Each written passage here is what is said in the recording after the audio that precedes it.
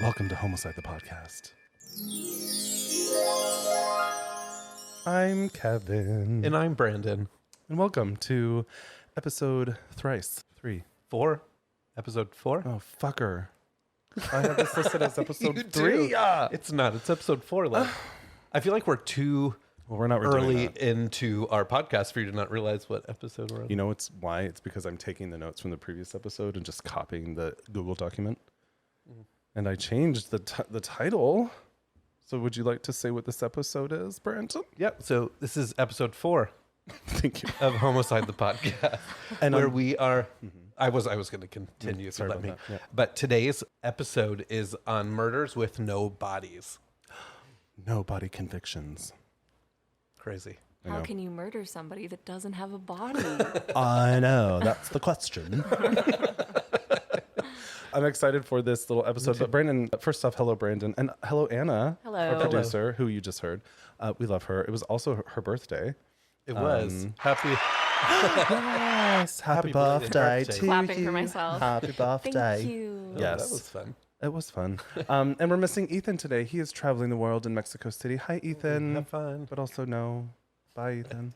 But also, no. But also no. How dare you? He will be back and grace you with his voice and His hello. camera talents when he returns. Yep. Anyway, super excited about our stuff today. But Brandon, how was your week? It was typical. Great I story. mean, did anything happen this week that I'm like sitting here and I'm like, I don't know what happened this week. It's a busy week. Anna, how was your week? See, the thing that's hard is that I know everything that's happened with you and you know everything that's happened with me. But so, I don't always pay attention, so it's still well, that's kind of very new. true. Yeah. But it's nice to have a third. Yay. It is. I can tell you this. We have officially launched the podcast, and we have a lot of really great interest. We have some awesome reviews. We've had some really great reviews too. coming through. Granted, we know a lot of them. But it's exciting to see the ones that we don't know. Yeah. To be like, oh wait, no, it's real. We're people. I know. At least some people like It's us. exciting. And people are like, can I be on your podcast? And I'm like, yes. What are they going to do? We'll figure it out. We'll figure it out. But we will have guests at some point, which I'm really excited about. But we also have Miss KK's and Martina Rita Fajita, Marty. So Kay, our cat, and Marty, our dog, are also gracing us with their presence. I mean, they always will be. Yeah. So, Anna, did we skip over your week? How was your week? It was good. My birthday was yesterday. I was a little bit hungover for it. Yep, that's all right. So that was silly goose of me. Great way to bring in the new year. Yeah, happens. absolutely. 26. That's how you do it. It is. I love that. Your birthday reminds me of improv today, where I told the story of being carried out of the dance club naked. Oh my gosh, your cat. So- Oh, I thought Marty was your cat. Oh for a second. no! I was like, your cat loves Your me. cat She's gonna is so jump on my sweet. lap. KK, come here, right here, honey. Come on. Yeah, come here. She's such a bitch. Come here. She right here. might. No, nobody. Literally, no one listening to this can see her. I know, they're at like, what all, the hell are they but talking about? I'll describe it. She's on our artistic carpet. She's looking at us. She's ready. She's willing. She's questioning. She's contemplating. Ready, she's She's willing. looking. She's like, is this the right idea? Yep. She's like, no, fuck you. I'm going to Just sit here feed and me. stare at you. Yeah. Anyway. Okay. So weeks were great. We're going to dive into our no body conviction episodes. Yay. Episode is, I don't know. Brandon, I think you get to go first today to tell us about your story. I do. And Brandon's been on a trend of like fucked up stories. So I know. Yeah. And I actually think yours is probably going to be a little bit more fucked up than mine from what you've said. Because alright. the weird thing about this is, like I said, Kevin and I kind of like know what's happening with each other all the time because obviously we're married. We're together all the time. We work together. We do this together. It's just all the time. Yep. But this is the one thing that we have that we tell each other that we're not going to talk about. And I have a hard time not being like, shit, Kevin, you need to hear this. Right? So I'm excited for it. Cool. Can you tell us real quick? I want to do before we dive in, I want to do a little shout out because we have some people that are purchasing some swag. I know. If haven't been on our website, we have swag, which is exciting. So I just want to give a little shout out to one of my sisters, Brianne, who jumped on and purchased some swaggies. She's always been so supportive of us. She's lovely. Anyway, Homocide. I'm sporting our hat. It's the dad hat because we like a good daddy. And Brandon has a cup, which is a cup. So, Wow, you are a great salesman. thank Okay, you. Vanna. Which is Vanna. a cup. Well, Vanna's not a sales, I guess. She's more just like Vanna White. Oh, Jeopardy, Javanna White? Yeah, I don't know why I said that. Anyways, Brendan, you are precious. Okay, let's get your Prada glasses and let's dive in. party glasses? Prada. Prada glasses. Okay. Oh my God. Anyways, okay. Yep. So are you ready for my first episode? I've been ready for my like- story. A week. Yes, we're ready. Okay, cool. Anyways, okay, so my story is on the murder of Helle Nielsen. Hella? Helle Nielsen. Well, Helle Crafts. Helle Crafts. Like her name is Hella? Okay, now you're making me question it. I think it might be Helly because it's Helle. It's not Helle. Hold on. Let's get here. I'll put my microphone to it. Helle Crafts. Helle Crafts? Helle Crafts. It's Helle Crafts. It's Hella. All right. I bet you But it is spelled Helle. She is hella fun. Or was. No, she's probably dead. But all right. Was. All right. Okay, so Helle Nielsen and Richard Crafts met on May 24th, 1969, which I feel like it's pretty specific on being on May 24th, but they know that date because they met in Miami, Florida, when Helle was training to become a flight attendant for Pan American Airlines. Pan American. Right? Being an airplane pilot, it was no surprise that she would meet Richard. What is Kay doing? I don't know. She's jumping on pillows. Sorry, our cat. Kay. She's fine. She's just trying to have an adventure. What would you do if she just had a massive shit right there? That'd be awful. She's done that before. All right. has. Oh my god. I know. Just out of nowhere? On this like chest that we no longer have because she's fucking massively shit all over it. She did. Yeah. What the hell? You know what? Accidents happen to everybody and things and Queen animals. of She's shitting. so cute though. Oh my god. Okay, I'm sorry. Go ahead. Okay, cool. So Helle was born on July 4th, 1947 in Denmark. Helle was known as a bright and outgoing person who made friends fairly easy. Throughout her life, she jumped around a bit, going to England for college, then moving to France to be an au pair, which is a nanny. Oh, au pair. Yeah. And then eventually she got a job as a flight attendant with Capital Airways, where she would be constantly jumping from France, Brussels, Germany, and Africa. After some time, Helle decided to apply for a position at Pan Am, which she ended up getting. Richard, he was born on December 20th, 1937 in Darien, Connecticut. People who knew him talked about how he had a very cold demeanor and he always had like a cold stare to him. But he was always interested in flying, and so he got certified by the late 1950s. However, he paused his piloting career for a little bit because he joined the Marines. And by the time he left the Marines in 1968, Richard became a pilot for Eastern Airways, and he also became a part-time police officer. So in 1975, after 6 years of knowing each other and dating, Helle and Richard ended up getting married and settling in the Danbury suburb of Newtown, Connecticut. So yeah, the same Newtown from the Sandy Hook shooting. Which is an interesting parallel, but they're not really correlated at all. Goodness. So paired with their 3 children, outwardly, you'd think that they had a normal relationship. However, it was really rocky. So after 12 years of marriage, Helle knew something was up. Richard was often away, and although he was a pilot and he'd be traveling a lot, he was still, when he wasn't flying, he was still gone. So he just would get up and leave for a few days on end, and Helle wouldn't know where he was. So Helle assumed he was cheating, but up until this point, she had no idea why he was never around, and she wanted to find out. She only assumed that he was cheating. So she didn't like have a conversation with him to be like, "Hi, husband, where are you going?" No, not that I saw. What year was this again? This was 1975. Oh, okay. Yeah. Oh, you know, sometimes I should just remember my notes and go further because I have. So she asked him. Oh. It's literally the next few words, which he obviously denied, and it only angered him that she would ask.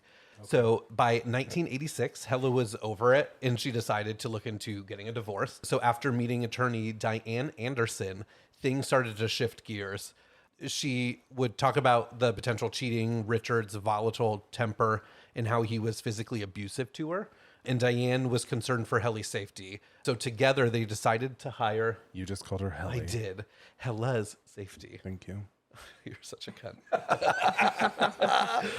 Anyways, together they decided to hire a private detective to confirm their suspicions so that they could have proof of something. So here walks in Keith Mayo of Mayo Detective Agency. Mayo? Mayo. I like that name. Okay. I was going to make a dad joke and be like, was he... Never mind. Keep going.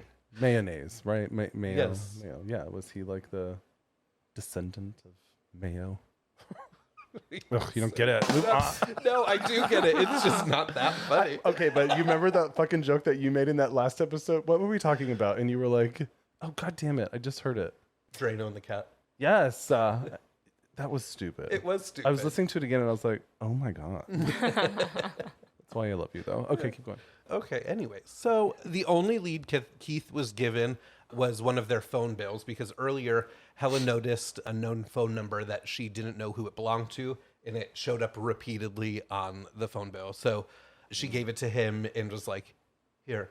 Wait, she Do gave, something she with gave this. him the phone bill? Yeah, so that Keith can find out who it was. So Got it. Hella ended up being right because in the lead was enough. So a few days later, he had enough proof to share with Hella. So picture after picture he shared with Hella showed Richard with a woman, the same one, kissing, being affectionate, holding hands, touching each other, rubbing each other, all that kind of stuff. Scandal. Yeah, Rubbing each other. rubbing each What does other. that mean? How do you rub somebody? Like a little rub on the shoulder. Oh, but that's nice. Yeah, right. Like, I mean, not to friends could do. do that, right?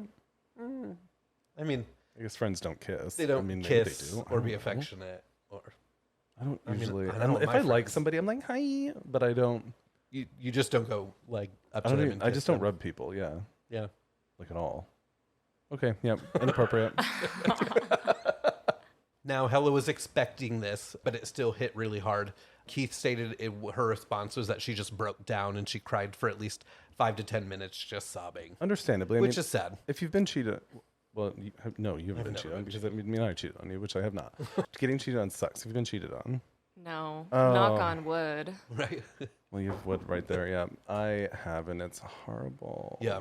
Well, and that paired with Not by this Brandon. abusive relationship. No, not by me. Yeah. That's a good That thing I to know clarify. of. I know. I was about to shut say, the not fuck that I up. know of, but you know, Yeah. I guess you just might not know, but Yeah. with how that goes. She broke down. So yeah. even with going through this abusive relationship, obviously you marry somebody, you want to have a life with them, you have your dreams and your goals with them, and then that's like everything's crumbling at that point. But this ends up bringing us to the evening of November 18th, 1986. Kevin was born. You were alive. What year? November 18th, 1986. I had my birth year then. My birthday. I had my birth year. That was my birth year. So after a long trip from Frankfurt, Germany, Hella was dropped off at her house in Newtown, and was never seen again. It sounded like I said futon. It did. So Hella was dropped off at her house from a long flight that she was working with a friend, and she was never to be seen again. So throughout the next few weeks, people started to question her whereabouts, and she wasn't showing up for work. The crew was getting concerned. Their family and friends were getting concerned, and they all felt it was really unusual for her to leave. She had young kids still, and she wasn't the type of person to just get up and leave. So it was right at this time where Richard would give out a variety of different stories of where she was. First, he was saying that she was visiting her mother in Denmark because she was sick. He said she was visiting the Canary Islands with a friend. And then he also just would tell people that he just didn't know where she was. This is when her friends started to get even more concerned. So Helle wasn't, I just said it again. You threw it to me. I'm telling you, her name's Helle. I should have just put Hella on all of these. Hella. You know who would have loved this name? Gwen Stefani. Wait, she said holla back. No, never mind. Just kidding. You ain't no Hella back girl. I like that more. You ain't no hella back girl. Yeah, that's nice. All right. Helle was open to a lot of her closest friends about her relationship with Richard. So they knew that Richard and her weren't really close and that he would hit her. And so that paired with the fact that before she went missing, she told her friends and her lawyer, if something happens to me, don't assume it was an accident. Ooh. Which, that's never good. No, see, when you got to be saying that shit, you need to fix something in your life. Right? Yeah. Right? Like, you're doing something that you need to change. So 13 days after going missing, Diane reached out to Keith Mayo.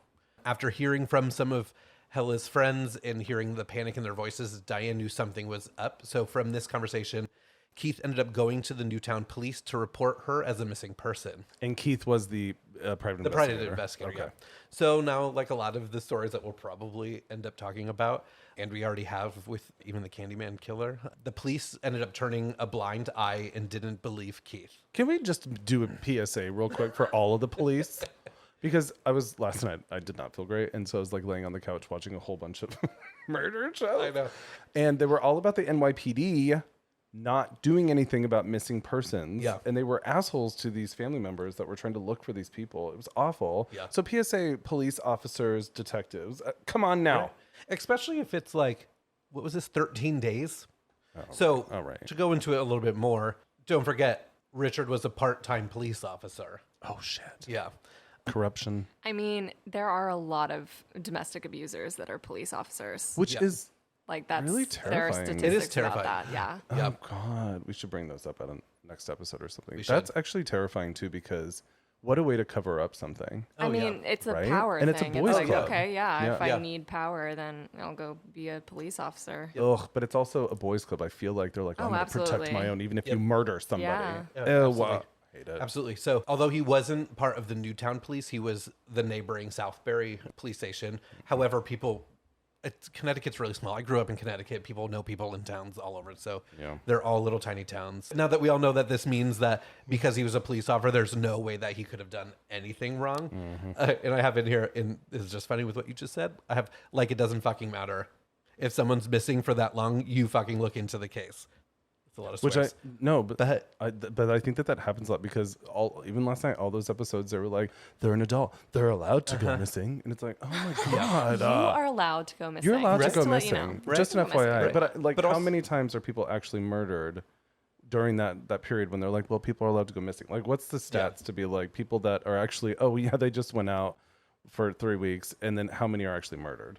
Yeah. It's I probably don't know. more murder. So after being told that she'd probably return, Keith left the police office and decided to do his own investigation. At this point, Keith was super invested. I mean, he knew what kind of man Richard was, so he didn't really want him to get away with it. Yeah. Keith ended up talking to the family's live-in nanny. In this recorded conversation, the nanny talked about seeing a mysterious dark stain on the carpet inside the primary bedroom door after Helle's disappearance. She said it looked like a stain, but it hadn't been there before.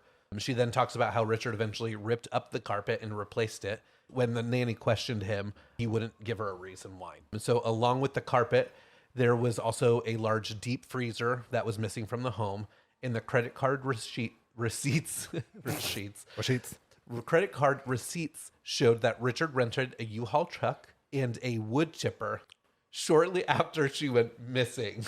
I'm getting very much Fargo right now. Wood chipper. Yeah, Fargo. this story may have inspired Fargo. It has. It's actually my fun facts at the end. Oh. Shit. Why do I always jump ahead? Because and you I just haven't do. even seen this. No, this is just what you do.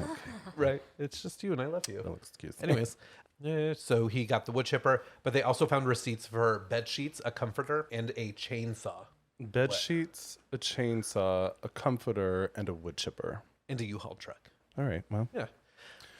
a normal shop. Yeah. Yeah. It's just like a typical Target run. Sure.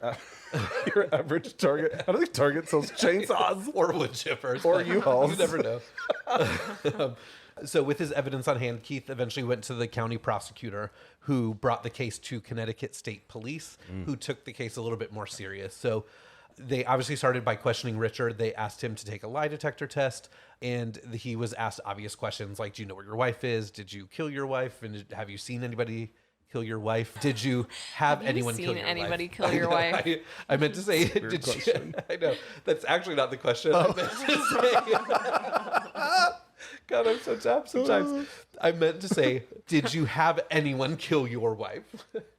Okay. Which makes more sense. That does make more sense. So, answering no to all of the questions, they were surprised to see that he passed the polygraph test.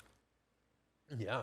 Still questioning Richard, they decided to bring in the forensic experts. By December 26th, Richard was in Florida vacationing with his kids because your wife is missing for Naturally. less than a month Yeah. or just over. And Let's go to Florida where let's- everything is man's world. Yep. Yay, Disney. Yeah. I Except for that. killed my wife. Let's go to Disney. Oh, they went to Disney. I don't know. I just made that part I up. mean, probably. They went to with kids, Florida. I guess. Typically, when I hear that, I think. Well, they could have people went to go there. Dinosaur World or Legoland or Dinosaur World. Dinosaur? Sure. There actually is a dinosaur. Totally, world. it's right outside of Tampa. It's is. fucking weird. It is. I've never been, but I know somebody who works there. Yeah.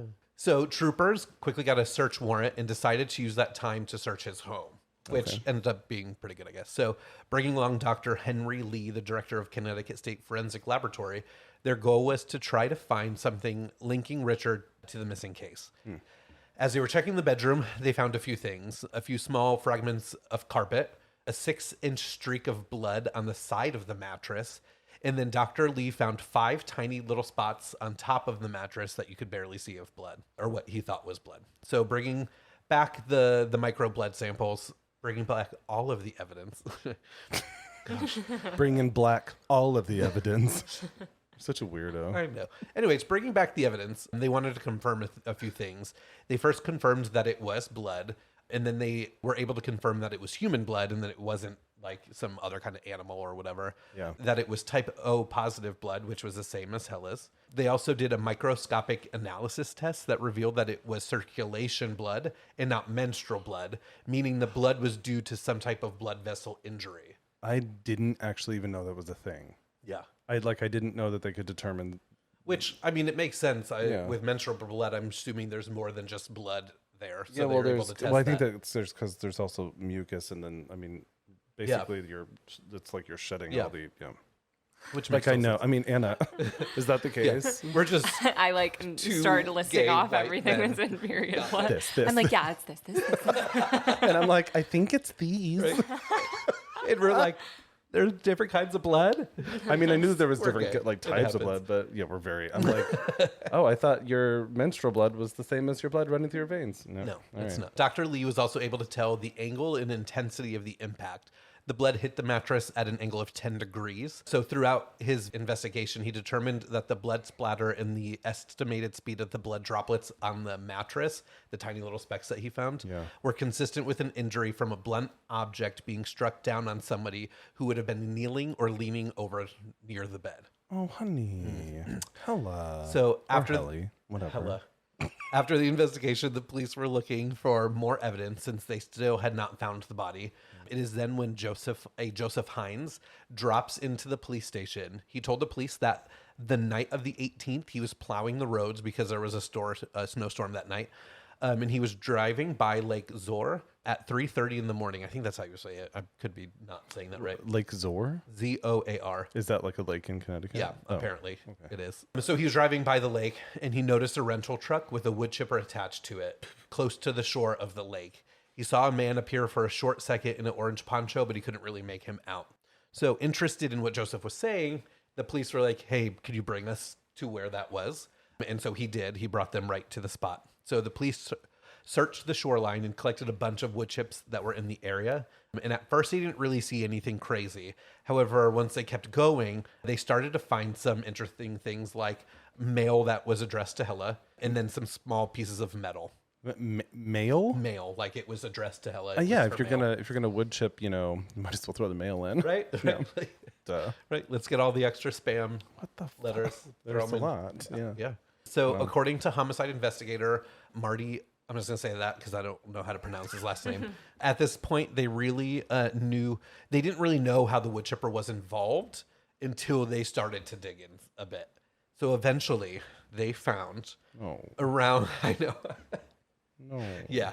So this is the fun part. So they found around 3 ounces of human tissue. That's not a lot. No. Well, just the crown of a tooth, an actual tooth itself, a fingernail with pink polish, chips of bones, bleach blonde hairs, and they counted there was 2,260 of them, which seems like a lot of hair. Wait. Yeah. Individual hairs. They were like one. They legit counted every single piece of hair. Sounds okay. Right? I mean, science. Sure. I just feel like that's a waste of time to count every strand of hair. Well, they probably had to go through and test them all to make sure that they came from the same person. Okay, So yeah, if they were collecting evidence and they found like I guess I'm assuming it's like clumps of hair, but clearly it went was through. clumps of hair, but it was like pieces and they still went through and tested all of it. yeah, So yeah. they also found some more typo blood and then blue fibers that resembled Helle's favorite cotton nightshirt. They also decided to dive in the water to see if they could find anything else.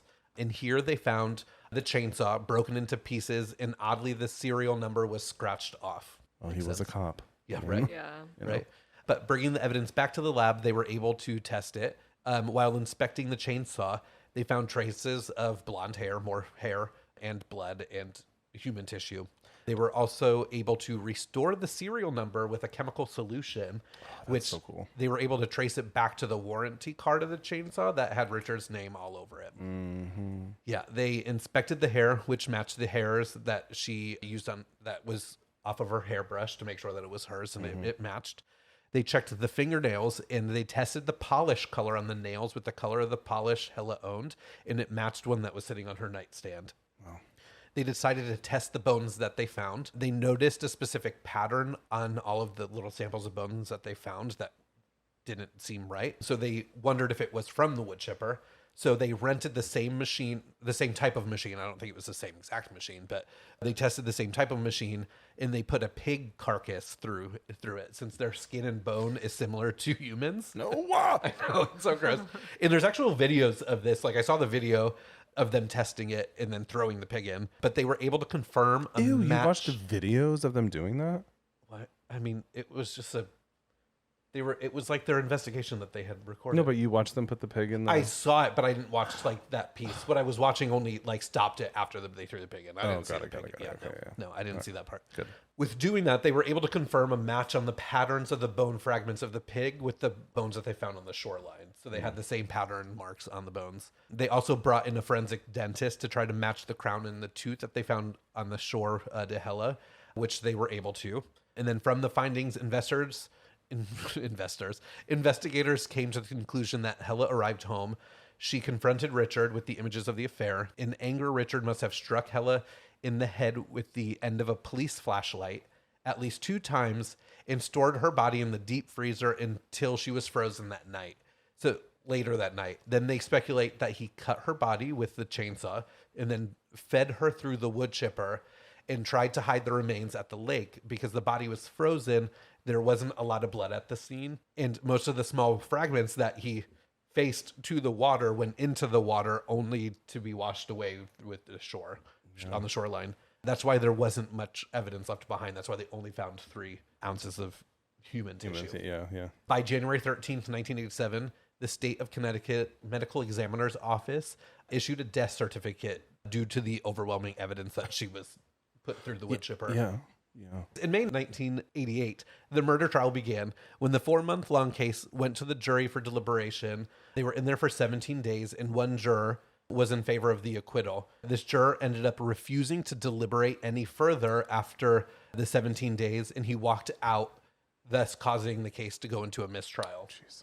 So by November 1989, a second case came to trial. And at this time, after 8 hours deliberation, Richard received a guilty verdict and was sentenced to 50 years for murder.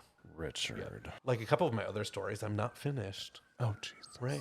Moving forward to January 30th, 2020, 20 years after being in prison, 83-year-old Richard was released early due to a law that was in place at the time of the sentencing that allowed for sentences to be reduced for good behavior.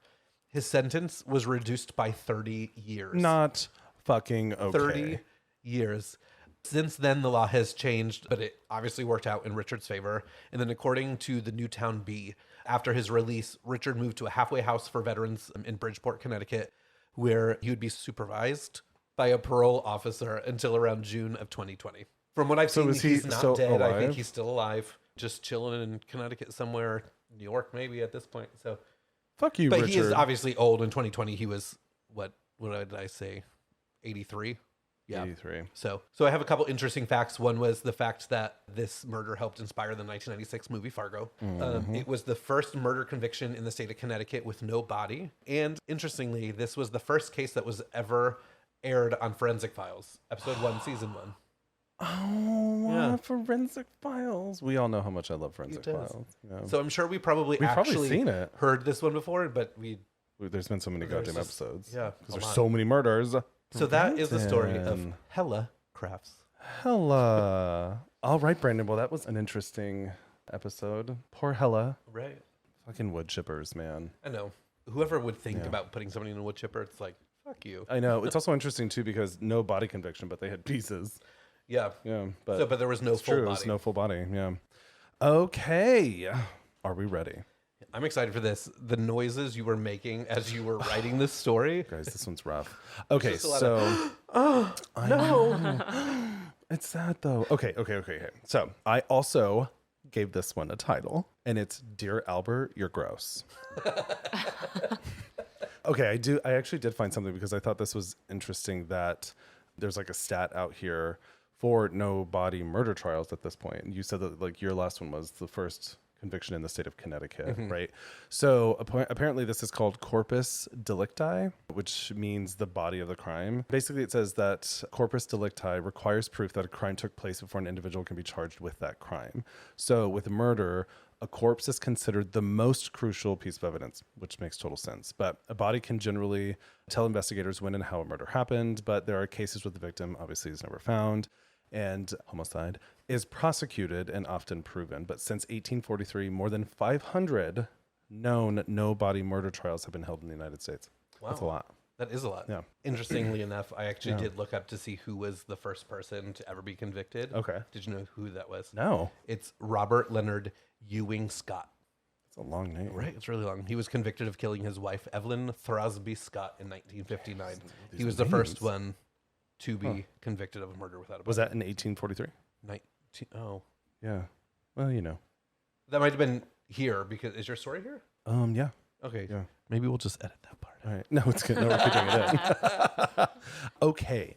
Dear Albert, You're Gross. This episode is about Albert Fish, who's also known as the Brooklyn Vampire. The werewolf vampire. Oh, I didn't do my vampire. You didn't. We don't say vampire, we say vampire. Also a Kaylee reference, my friend who died by suicide. Anyway, Albert Fish, also known as the Brooklyn Vampire, the Werewolf of Wisteria, the Boogeyman, the Moon Maniac, and the Gray Man. Oh, they gave him a lot of names. The Gray Ew. Man. The Gray Man. Why gray? Ew. Does it go into the story? It does. He was a serial killer, a child rapist, and a cannibal. No. Oh God. Like- Guys. Like 3 of the worst things somebody can be. Wait, like who's the star from the show that's a cannibal? Jeffrey Dahmer? No, Oh. the actor Ew. played alongside Timothy Chalamet in Call Me by Your Name. Oh God, Army he's so Hammer. gross. Army Hammer. Oh, bummer. Anyway, yeah, gross. Okay, this guy's way worse, but he's also gross. Albert Fish was born Hamilton Howard Albert Fish on May 19th, 1870 in Washington, D.C.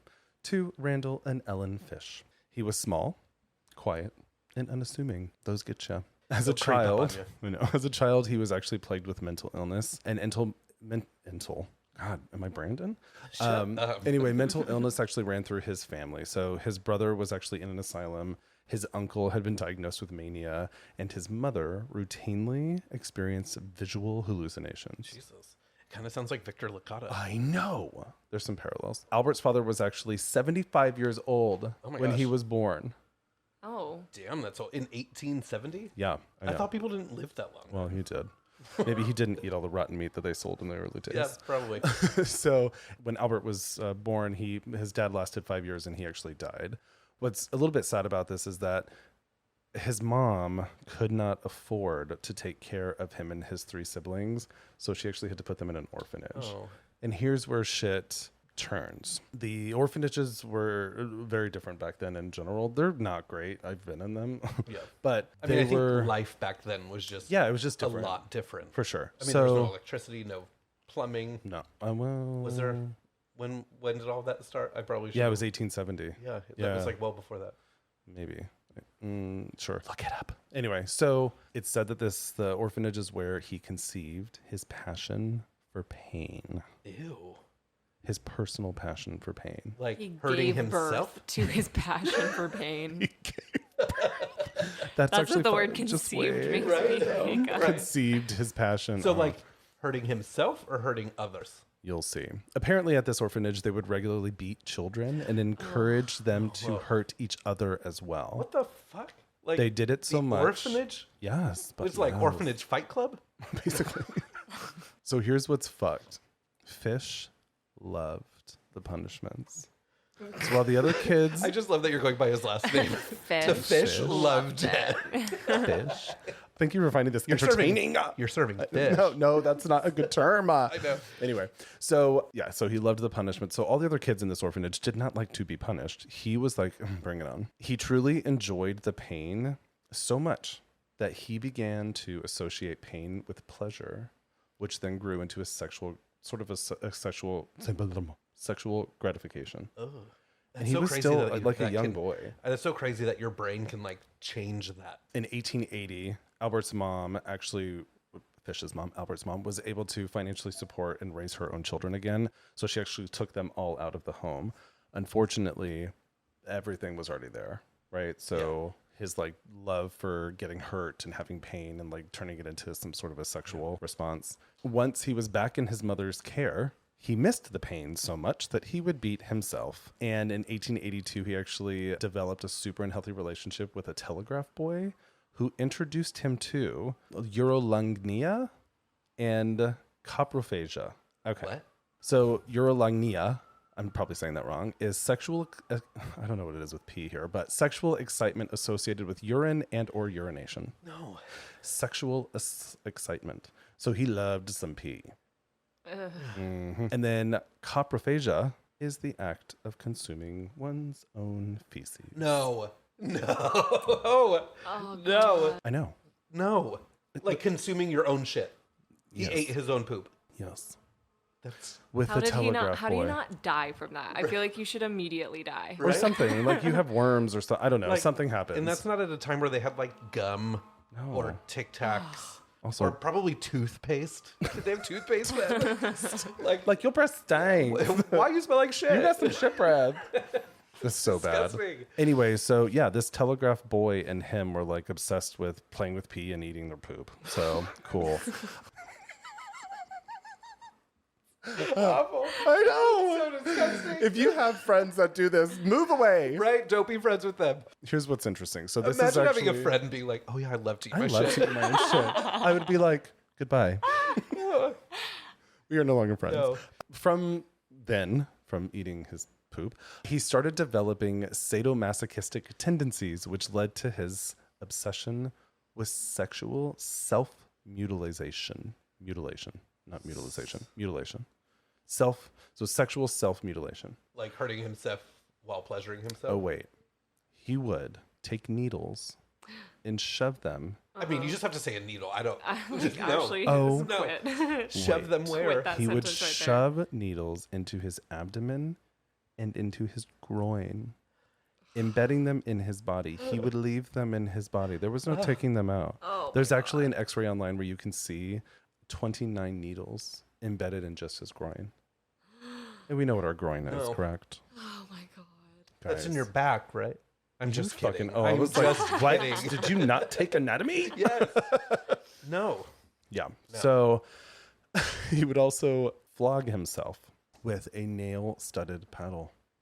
Flogging is like he'd Whap, hit himself. Yeah. So he was just shoving needles and shit and fucking hitting himself with a nail-studded paddle. while eating his own shit. Like, motherfucker needed to be in an asylum with his brother. Yes. What kind of orphanage was he in? This is insane. Oh, no, this was after the orphanage. No, This I is know, when but he was this back with brought his the mom. orphanage brought in this Yeah, behavior. yeah.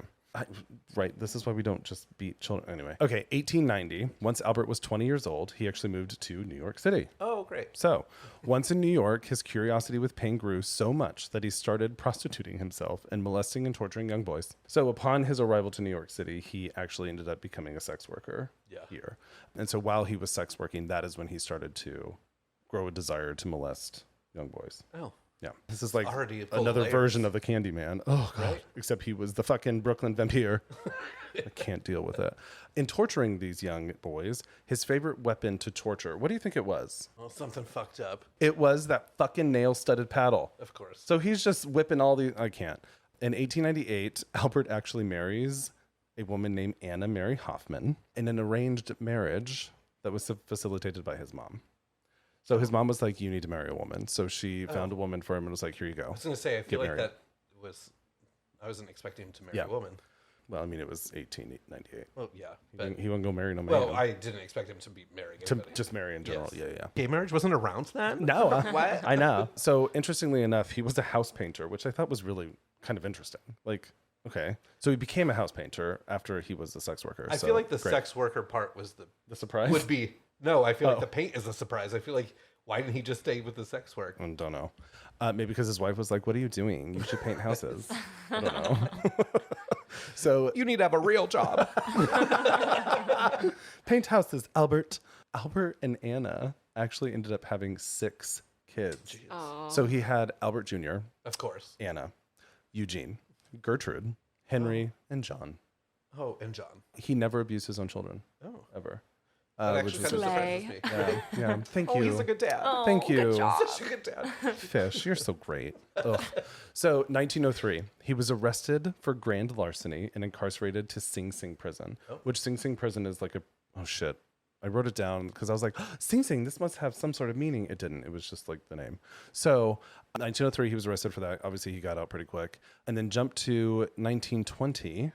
He was working in Wilmington, Delaware, where he meets a guy named Thomas Keaton. And Thomas Keaton was said to have like developmental disabilities, but they started engaging in a sadomasochistic relationship. So what's interesting about this set is that it's unclear if the relationship was actually consensual, but Albert is actually quoted as saying that he was intellectually disabled. Here's where things get spicy. Oh, now it's going to get spicy. Yeah. So 10 days after the relationship started with Thomas, Albert decides to lure Thomas to an old farmhouse for a little rendezvous. Of course, rendezvous. In an old farmhouse. It's like the fucking baseline for all gay porns, I feel Right. like, which is stupid. But anyway, so for their little rendezvous. But instead of having a rendezvous, Thomas gets there and finds himself locked in this farmhouse. And instead, Albert tortures him for 2 weeks by mutilating his body, eventually leading to him cutting his penis almost off in half. Off in half. There's differing stories for both, but something happened to the dude's penis. Okay. So 2 weeks? 2 weeks. In his excitement, Albert initially planned on killing Thomas, but decided against it because he felt it would bring unwanted attention to him. Instead, he's like, oh goodness, I made a mistake here. He puts peroxide on Thomas's wounds, bandages up his penis, gives him $10 for his troubles. And he never sees Keaton again. So you said he was afraid to get attention from that? So He let him didn't go want the unwanted attention. from killing him. So wouldn't he get more attention if the person was like, So- hey, this guy You just did tried this to to cut me? my penis off. I'm thinking so, but yeah. But I also found it to be really interesting that he gave him $10 for his troubles. Right? For his trouble, you just cut my penis off. Right? You just There's tortured no me troubles. for 2 weeks. Like, I'm pissed, right? Okay. That's like the first time that I got blackout drunk and I was like in a car with somebody, like, the Uber pulls. Yes. And I'm like super drunk and the other person is just unsuspectingly there. And when I got out of the car, I was like, I gave them some money and I was like, for your troubles. For your troubles. For dealing with me on that this you did car that. ride. Right? For your troubles. I just like he $10. I mean, $10 and 18 whatever that was, 1920. That was quite a bit, right? In general, but like, Well, yeah, but that's I Not wonder, enough. like, how was that exchange? was not Was he worth like, my torture. No. I know, like, oh, I bandaged you up. Here's $10 for your troubles. Farewell. Fucking weird. At this point, Fucking maybe Albert. just kill me. Like, I don't. Albert is actually quoted because he's admitted to all of this shit. So he's actually quoted as saying, "I shall never forget his scream and the look he gave me." What the fuck? Yeah, you just cut my dick. Like, what look did he? I can't. So okay. And did you not expect a scream? I know. So jump back just a kind of bit. 1917 is actually when Albert's mental illness really took a hold. So I kind of jumped to 1920, but 1917, his mental illness in general was like really, really going bananas. So his wife actually ended up leaving him for another man named John Straub. But he left, but this is interesting. His wife left all 6 kids with Albert. So his mental illness is getting crazy. And she's like, peace. Oh, Leaves yeah. all kids with him. That's What great. the fuck kind of mom is that? So, okay. She gets remarried. What's interesting, and I didn't put it in my notes, but it's actually said that he would make his kids, he didn't abuse them, but he would make them play like these weird, not healthy games with each other. There wasn't a lot on it, but it's worth noting, I guess. But this is actually when his self-harm increased and got a little bit worse. So he put more pins into his groin. And you want to know what he started, because that sexual like pain can only go so far. He needs another one, right? Yeah. So you know what he ended up doing? What? He ended up stuffing wool covered in lighter fluid into his anus, his anus, which we And lighting it on fire. which we call A noose. anuses. So he wool covered in lighter fluid into his anus, and he would light it on fire Again, I don't understand how this man didn't die. Thank you. Like, wasn't that like a little bomb inside of your butthole? Like, I feel like that would have like totally destroyed your intestines. I'm like, ow. Like, I mean, he liked the pain. I mean, you're but, ow, like, he's ooh. yeah, he must have been just jerking it and was like, oh, yeah, ow. Just like, that's a lot. No. I can't. So, okay, 1919. This is right before the 1920 thing with Thomas. He had a full-blown obsession with torture and started to tinker with the idea of cannibalism. And that's when he started thinking about murder. So then that led to Thomas. After Thomas, he got really into it. And he's like, oh, I should kill kids. So he starts looking for kids that he, in his opinion, he thought wouldn't be missed, which I didn't include in here, but you can imagine what type of children he thought wouldn't be missed. I mean, he was a fucking racist, that's kind of like the Candyman. Yeah. Not race-wise, but it was people who he thought nobody would. Yeah, it was like it wasn't only like due to race, but they specifically mentioned like little black boys. But then it was really kind of any othered children or kids that were homeless or in an orphanage or whatever. Basically, how he was kind of abandoned when he was younger, that kind of thing. So he actually started looking at advertisements in local papers. What's interesting about local papers then is that they would put advertisements for personals basically, but also looking for work for their kids or work for themselves with kids. It was kind of an interesting thing, but local families would put out advertisements looking for someone to perform housework as well sometimes, or young men would put personals out for work as well. So he was kind of scouring through there to like figure out what he wanted to do. Yeah, just to find something. First known attempt, July 11th, 1924. So 4 years after Thomas, he sees Beatrice Keel, an 8-year-old girl playing at her parents' farm in Staten Island. He tries to lure her by offering her money to help him look for rhubarb in the fields. Just a nice stroll in the fields for rhubarb. Her mother saw him and actually chased him away. But he did end up coming back to get her, and her parents caught him sleeping in their barn and chased him away. He never went back. So that was his first attempt. Beatrice, you lived, girl. Here's the confirmed. May 25th, 1928, 4 years after that. Albert sees a classified advertisement in the New York World placed by Edward Budd, who wanted a working position in the country. Edward was like a 18-year-old kid. 2 days later, Fish, who was 58 at the time, met with the Budd family at their Manhattan home under the guise of hiring Edward, the 18-year-old, and his friend Willie to go and work on his farm that was like upstate. Upon going to the house and meeting with the family, Mr. Fish, Albert, saw Edward's sister, Grace Budd, and thought, oh, I want her. So he moved on from Edward, and who was his first intended victim, to Grace, and was like, yep, that's who I'm going to get. He leaves, comes back the next day to meet with him again. Yeah. And he's meeting with him, and he's like, yeah, I'm going to bring you up to the farm, and I'm definitely going to hire you guys. And Grace was standing with her parents, like kind of behind them. And he was like, oh, hey, to her parents. And her parents were Delia Flanagan and Albert Budd. He says, hey, I'm going to go to my niece's birthday party later. Would Grace want to come with me? And the parents are like, sure. So he takes Grace to this birthday party, and she never returns. And he never returns either. Fast forward. Yeah, no, don't. How old was she again? She was 10. 10 years old. 10-year-old little Grace. And she was like dressed in her like Sunday best and was like so excited to go to this birthday party. And it's awful. She never comes back. There's this whole thing that ensues. They think somebody else like took her, and then that kind of whatever doesn't work out, obviously, because he didn't end up he's not the one who took her. November 11th, 1934. So remember, this was May 25th when she went missing. November 11th, 1934. Several years later, a letter arrives to Grace's parents. And I'm going to read you the letter. Oh, this is fucked up, guys. Oh, this is what you were warning me about. Okay. My dear Miss Budd, Mrs. Budd. How formal. In 1894, a friend of mine shipped as a deckhand on the steamer Tacoma, Captain John Davis. They sailed from San Francisco to Hong Kong, China. On arriving there, he and 2 others went ashore and got drunk. When they returned, the boat was gone. At that time, there was a famine in China. Meat of any kind was from $1 to $3 a pound. So great was the suffering among the very poor that all children under 12 were sold to the butchers to be cut up and sold for food in order to keep others from starving.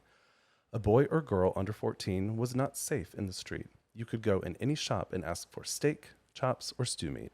Part of the naked body of a boy or girl would be brought out and just what you wanted cut from it.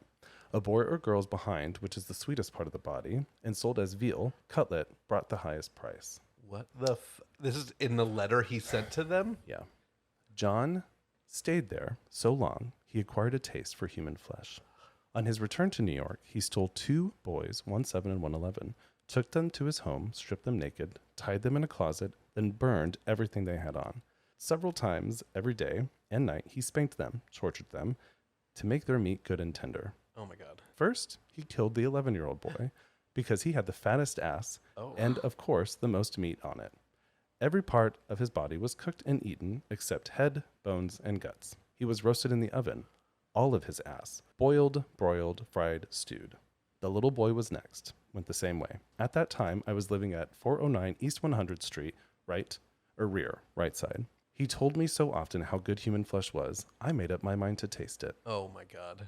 I mean, I tell you all the time how good oysters are, and you won't even touch them. No, fuck that. And I would never eat human flesh either. Who would be like, oh yeah, my friend told me about this craze human? It's fucking weird. So he was just, Well, he was setting up the story for what I'm sure you're for about this to part. say. And remember, this is little Grace's mom. On Sunday, June the 3rd, 1928, I called on you at 406 West 15th Street, brought you a pot cheese, strawberries. We had lunch. Grace sat in my lap and kissed me. I made up my mind to eat her. On the pretense of taking her to a party, you said yes, she could go. I took her to an empty house in Westchester I had already picked out. When we got there, I told her to remain outside. She picked wildflowers. I went upstairs and stripped all my clothes off. I knew I did not want to get her blood on them. When all was ready, I went to the window and called her. Then I hid in a closet until she was in the room. When she saw me all naked, she began to cry and tried to run downstairs.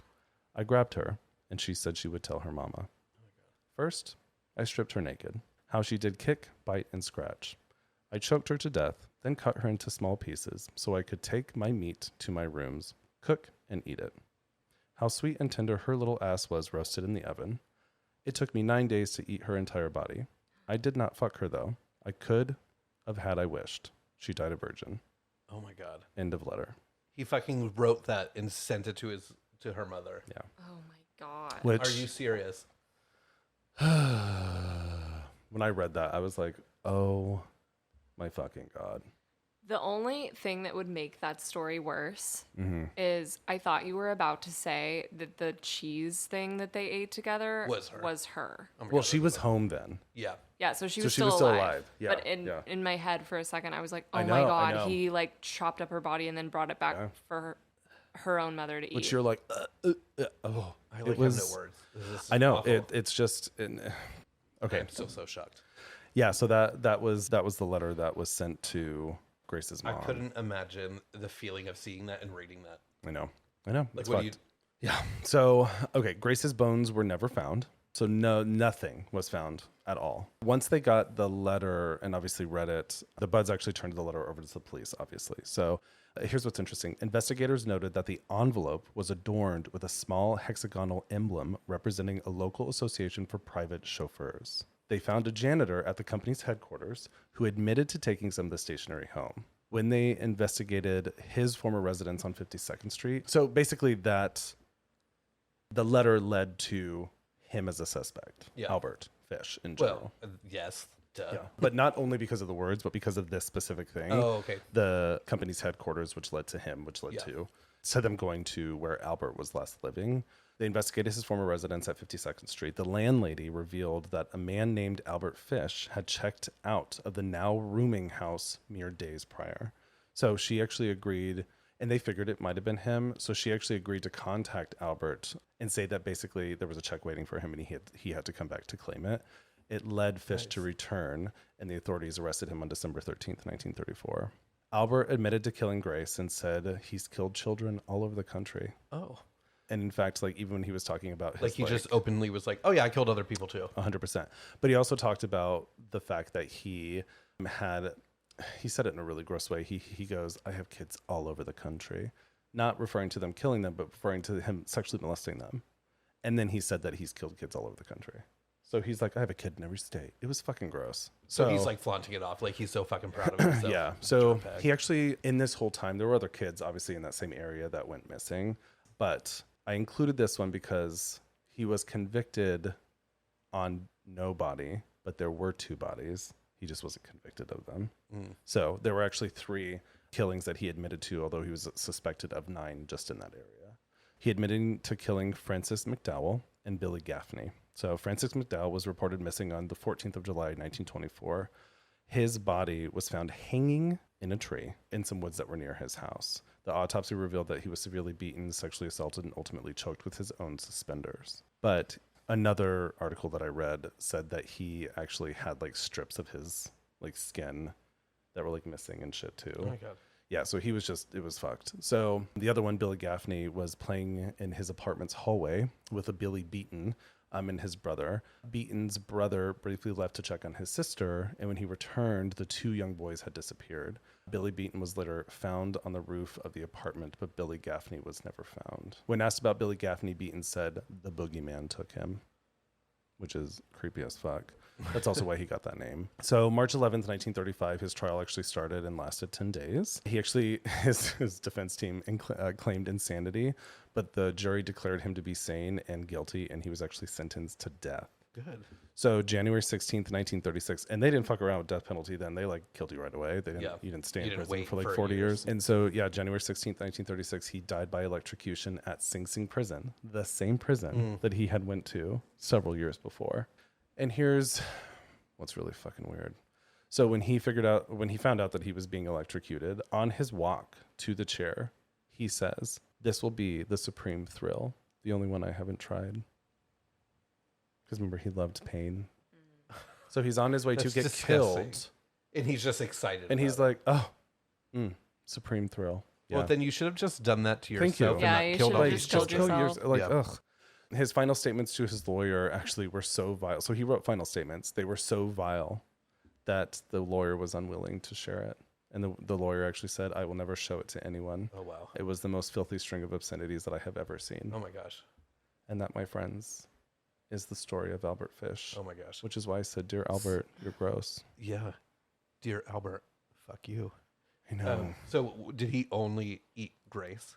Is that the only body he had? No, likely not. No, Yeah, they but just- so even though the other bodies he admitted to killing, he was only ever convicted for Grace. Yeah. because he got the death penalty, I think. So realistically, they're thinking that he has killed up to 400 kids. My God. That's No, insane. I know. He was like, I've killed hundreds or whatever, but they don't like to this day. They obviously don't know, and that was Well, it was in the early. I would 1900s. suspect that from his 20th year on, or at the very least after Thomas, Yeah.